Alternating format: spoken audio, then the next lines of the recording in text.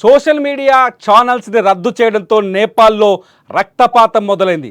Gen Z kids కాఠ్మండూలోని పార్లమెంటుని చుట్టుముట్టడంతో ఒక్కసారిగా ఉద్రిక్త పరిస్థితులు నెలకొన్నాయి. ప్రస్తుతానికి నేపాల్ అల్లకల్లోలంగా కనిపిస్తోంది. వేలాది మంది, లక్షలాది మంది నేపాల్లోని అనేక పట్టణ ప్రాంతాల్లో ఆందోళనలు, రాస్తారోకోలు, నిరసనలు, నినాదాలు చేస్తున్నారు. జెన్జెడ్ కిడ్స్ ఈ ఉద్యమాన్ని ముందుండి నడిపిస్తున్నారు. పార్లమెంటు ముట్టడికి ఉదయం భారీ ఎత్తున వేలాది మంది తరలి వచ్చారు కాఠ్మండూలో. ఆ వేలాది మందిని అదుపు చేయలేక పోలీసులు కాల్పులు జరిపారు.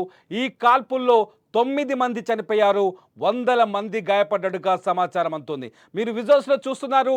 నేపాల్లో సోషల్ మీడియా బ్యాన్కు వ్యతిరేకంగా అక్కడి యువత జెన్జెడ్ కిడ్స్ రోడ్లపైకి వచ్చిన దృశ్యాల్ని, ఇటు ప్రధానమంత్రి కేపీ శర్మ ఇంటి ముందు భారీ భద్రతా వలయాన్ని, ఒక్కసారిగా ఇటు కేపీ శర్మ ఇంటిని ముట్టడించారు, అటు పార్లమెంటుని ముట్టడించారు. దీంతో కాఠ్మండు అంతా రక్తసిక్తంగా ఉద్రిక్త భరిత వాతావరణంలో స్పష్టంగా కనిపిస్తుంది. అత్యంత మూర్ఖమైన నిర్ణయం సోషల్ మీడియాని బ్యాన్ చేయడం అంటూ ప్రజలు ఆందోళన చేస్తున్నారు. అవినీతి మరకల నుంచి తప్పించుకోవడానికి నేపాల్ ప్రభుత్వంలోని మంత్రులు, ప్రభుత్వంలోని పెద్దలంతా సోషల్ మీడియా పైన పగ తీర్చుకుంటున్నారంటూ ఈ ఆందోళనలో నిరసనకారులు నినాదాలు చేస్తున్నారు. భారీ ఎత్తున బ్యానర్లు కట్టారు. ప్రతి పట్టణంలో, కాఠ్మండు సహా చాలా పట్టణాలు, నేపాల్ దేశంలోని చాలా పట్టణాల్లో ఈ ఉద్యమం ఉద్రిక్త భరిత వాతావరణంలో కనిపిస్తుంది. నేపాల్లో సెప్టెంబర్ 4వ తేదీ నుంచి నేపాల్లో సోషల్ మీడియా పూర్తిగా బ్యాన్ అయింది. నేపాల్లో యూట్యూబ్ పనిచేయట్లేదు, నేపాల్లో వాట్సాప్ పనిచేయట్లేదు, నేపాల్లో ఫేస్బుక్ పనిచేయట్లేదు, నేపాల్లో లింక్డ్ఇన్ పనిచేయట్లేదు, నేపాల్లో ఇన్స్టాగ్రామ్ పనిచేయట్లేదు. ప్రతి ఒక్కరి స్నాప్చాట్, ఇలా దాదాపు 26 సోషల్ మీడియా ఛానళ్ళు నేపాల్లో ప్రస్తుతం బ్యాన్లో ఉన్నాయి. ఈ ఛానల్స్ని, సోషల్ మీడియా నెట్వర్క్లని అందించకూడదంటూ ఇంటర్నెట్ ప్రొవైడర్స్కి ప్రభుత్వం ఆదేశాలు జారీ చేసింది.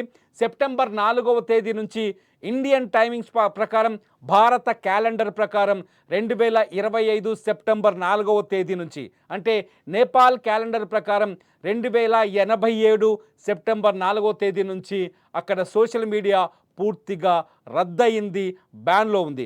అక్కడ జనాల నినాదాలు ఒక్కసారి వినండి. నేపాల్లో పరిస్థితులు ఎలా ఉన్నాయో మీకే అర్థమవుతుంది.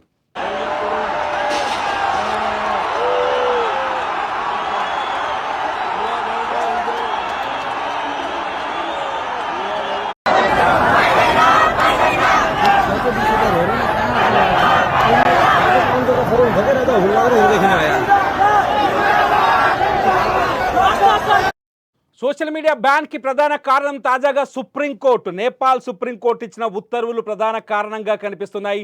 సోషల్ మీడియాలో అన్వాంటెడ్ కంటెంట్ని కంట్రోల్ చేయడం కోసం నేపాల్ మంత్రివర్గం కొద్ది రోజుల క్రితం ఒక నోటిఫికేషన్ విడుదల చేసింది.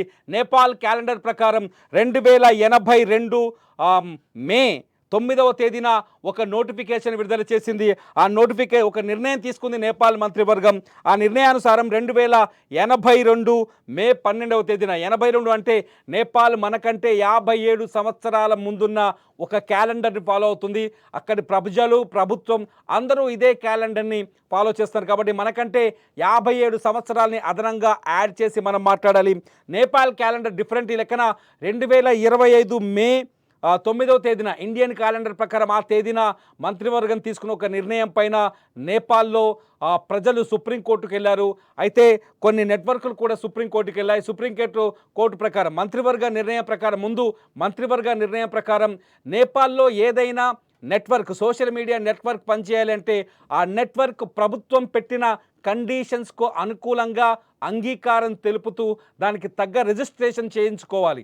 ఉదాహరణకు ఫేస్బుక్ అక్కడ పనిచేయాలి అంటే ఫేస్బుక్ ప్రభుత్వం దగ్గర, Nepal ministry of communication and information technology rule ప్రకారం ఒక రిజిస్ట్రేషన్ చేయించుకోవాలి. ఆ రిజిస్ట్రేషన్లో కొన్ని కండిషన్స్ పెట్టారు. ముఖ్యంగా ఏంటి అంటే, ఏదైనా కమర్షియల్ ప్రకటన ప్రచురించడానికి నేపాల్ ప్రభుత్వం అనుమతి తప్పనిసరి. ఇండియాలో మాదిరిగా ఫేస్బుక్లో కానీ, యూట్యూబ్లో కానీ, సోషల్ మీడియాలో కానీ ఏదైతే అది అడ్వర్టైజ్మెంట్స్ ప్రచురించడానికి వీల్లేదు, అడ్వర్టైజ్మెంట్స్ని పెట్టడానికి వీల్లేదు. ప్రభుత్వ అనుమతి తీసుకున్న తర్వాతే సదరు సోషల్ మీడియా ఛానల్లో ప్రకటనల్ని ప్రచురించాలి, లేదంటే లేదు. ఇకపోతే కంటెంట్ నిర్వహణ సోషల్ మీడియాలో ఇప్పుడు మన దగ్గర చూడొచ్చు, ఒక రాజకీయ పార్టీ ప్రతినిధులు మరొక రాజకీయ పార్టీ ప్రతినిధులకి వ్యతిరేకంగా, ఒక రాష్ట్ర ప్రజలు ఇంకొక రాష్ట్రానికి వ్యతిరేకంగా, ఒక మతం వర్గం ఇంకొక మతానికి వ్యతిరేకంగా సోషల్ మీడియాలో అడ్డగోలు పోస్టులు చేస్తుంటారు. అయితే ఇటువంటి పోస్టుల నిర్వహణను కంట్రోల్లో పెట్టాలి అని చెప్తోంది నేపాల్ ప్రభుత్వం. ఇలా కంట్రోల్లో పెట్టడానికి కంటెంట్ నిర్వహణకు ఆ దేశంలో ఒక ప్రత్యేకమైన కమిటీ కావాలని నేపాల్ ప్రభుత్వం కొత్త రూల్స్తో తీసుకొస్తుంది. అంతేకాదు స్థానికంగా కంటెంట్ని ఫిర్యాదులు స్వీకరించడానికి, కంటెంట్ పట్ల ఫిర్యాదులు స్వీకరించడానికి ఒక సింగిల్ కాంటాక్ట్ పర్సన్ కావాలని చెప్తూ నేపాల్ ప్రభుత్వం ఒక రూల్ను తీసుకొస్తుంది. ఎవరైనా ఏదైనా ఛానల్లో కానీ, ఏదైనా ఫేస్బుక్లో కానీ, సోషల్ మీడియాలో కానీ, ఇన్స్టాగ్రామ్లో కానీ, అక్కడ టిక్టాక్ కూడా అందుబాటులో ఉంది. భారత్లో టిక్టాక్ బ్యాన్ అయినప్పటికీ చైనాకు సంబంధించిన యాప్, అక్కడ టిక్టాక్ కూడా అందుబాటులో ఉంది. ఎవరైనా కంటెంట్ని పోస్ట్ చేసినప్పుడు ఆ కంటెంట్ పైన అభ్యంతరాలు ఉంటే నేరుగా రిపోర్టు చేయడానికి ఒక ప్రత్యేక వ్యవస్థ కావాలి. ఆ వ్యవస్థని నిర్మిస్తామని సదరు ఫేస్బుక్ కావచ్చు, వాట్సాప్ కావచ్చు, యూట్యూబ్ కావచ్చు ఖచ్చితంగా అంగీకారం తెలపాలని చెప్పేసి రూల్ పెట్టింది. కంప్లైంట్ ఆఫీసు ఏర్పాటు చేయడం, స్థానిక సమస్యల పరిష్కారం పైన, స్థానిక సమస్యల కంటెంట్ ఉన్న లోకల్స్ ఎవరైనా ఫిర్యాదు చేసి ఆ ఫిర్యాదుని పరిశీలించి పరిష్కరించడం కోసం ఒక వ్యవస్థను ఏర్పాటు చేయాలని చెప్పేసి నేపాల్ ప్రభుత్వం ఒక రూలింగ్ తీసుకొచ్చింది. ఆ రూలింగ్ని అంగీకరిస్తూ యూట్యూబ్ ఛానల్ కావచ్చు, లేకపోతే ఇతర సోషల్ మీడియా ఛానల్ కావచ్చు, ఆమోద ముద్ర వేయించుకొని, అంటే ప్రభుత్వం నుంచి అనుమతి తీసుకుంటేనే ఆ సోషల్ మీడియా ఛానల్ నేపాల్ పరిసర ప్రాంతాల్లో నేపాల్లో పనిచేస్తుంది, లేదంటే పనిచేయదు. గడిచిన జూన్లో ఈ రూలింగ్ తీసుకొచ్చారు. జూన్ నుంచి దాదాపు కొంత సమయం ఇచ్చారు. సెప్టెంబర్ 4కు ముందు 7 రోజుల పాటు వార్నింగ్ ఇచ్చారు. ప్రతి ఒక్కరూ ఈ రూలింగ్లో ప్రతి నెట్వర్క్ కానీ, ప్రతి సోషల్ మీడియా ఛానల్ కానీ నేపాల్ ప్రభుత్వం తీసుకొచ్చిన కొత్త రూల్కి అనుగుణంగా రిజిస్ట్రేషన్ చేయించుకోవాలని ఆదేశాలు జారీ చేశారు. రిజిస్ట్రేషన్ చేయించుకొని వాళ్ళ నెట్వర్క్ని బ్యాన్ చేస్తామని, అంటే ఎవరైతే యూట్యూబ్ ఒకవేళ రిజిస్ట్రేషన్ చేసుకోకపోతే నేపాల్లో యూట్యూబ్ పనిచేయదు. ఇప్పుడు ప్రస్తుతానికి నేపాల్లో ఫేస్బుక్ పనిచేయట్లేదు, వాట్సాప్ పనిచేయట్లేదు, యూట్యూబ్ పనిచేయట్లేదు, ట్విట్టర్ పనిచేయట్లేదు, ఇన్స్టాగ్రామ్ పనిచేయట్లేదు, లింక్డ్ఇన్ పనిచేయట్లేదు. నేపాల్లో పూర్తిగా ఇలా 26 ఛానల్స్ బ్యాన్లో ఉన్నాయి. ఈ 26 ఛానల్స్ పనిచేయడం ఆపేశాయి. నేపాల్లో 26 ఛానల్స్ పనిచేయాలి అంటే ఖచ్చితంగా 26 ఛానల్స్ ప్రతినిధులు నేపాల్ ప్రభుత్వం దగ్గరికి వెళ్ళి ప్రత్యేకంగా ఏర్పాటు చేసిన రిజిస్ట్రేషన్ చేసుకోవాలి. రిజిస్ట్రేషన్ చేసుకున్న తర్వాతే ఈ 26 నెట్వర్క్లు నేపాల్లో అందుబాటులోకి వస్తాయి. అంతేకాదు నేపాల్ పార్లమెంట్లో ఆ ప్రభుత్వం ఒక కొత్త చట్టాన్ని తీసుకొచ్చింది. ఈ చట్టాన్ని ప్రస్తుతం పార్లమెంట్లో చర్చలో ఉంది. చట్టం నేపాల్లో కొత్తగా తీసుకొచ్చిన సోషల్ మీడియా రూల్స్కు అనుగుణంగానే ఈ చట్టాన్ని తయారు చేస్తున్నారు.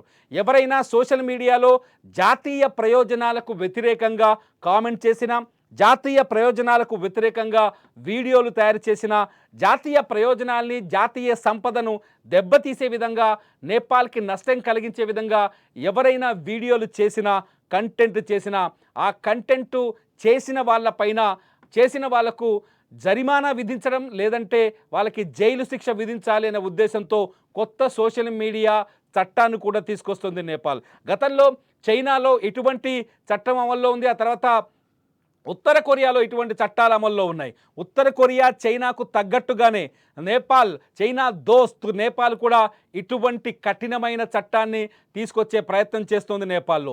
సో ప్రభుత్వం గత కొంతకాలంగా సోషల్ మీడియా పైన చేస్తున్న ఈ దాడిని కొందరు తీవ్రంగా వ్యతిరేకిస్తున్నారు. ఇది పూర్తిగా వాక్ స్వాతంత్ర్యానికి వ్యతిరేకమని చెప్తున్నారు.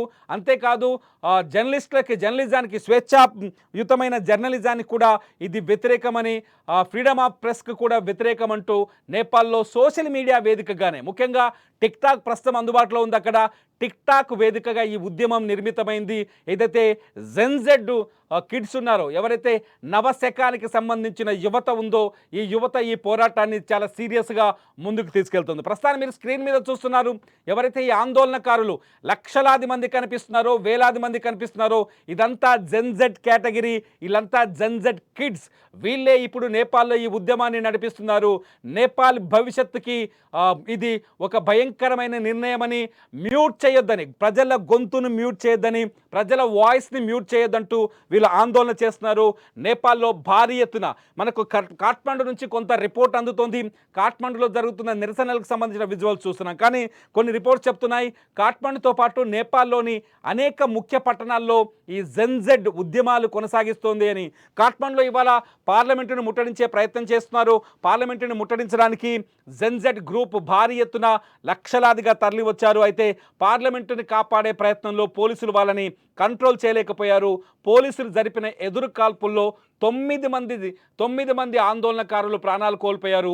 వందలాది మంది తీవ్రంగా గాయపడి ఆసుపత్రి పాలయ్యారు. ప్రస్తుతానికి నేపాల్లో ఒక అప్రకటిత కర్ఫ్యూ నడుస్తోంది. నేపాల్లో ఒక అప్రకటిత ఎమర్జెన్సీ నడుస్తోంది. నేపాల్ ప్రభుత్వం పైన, నేపాల్ పాలకుల పైన పూర్తి స్థాయిలో అక్కడి ప్రజలు తిరగబడ్డారు.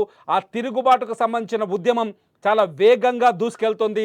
చాలా వేగంగా ప్రజల ముందుకు వెళ్తోంది. ఈ ఉద్యమాన్ని చాలా దగ్గరుండి కొందరు నడిపిస్తున్నారు.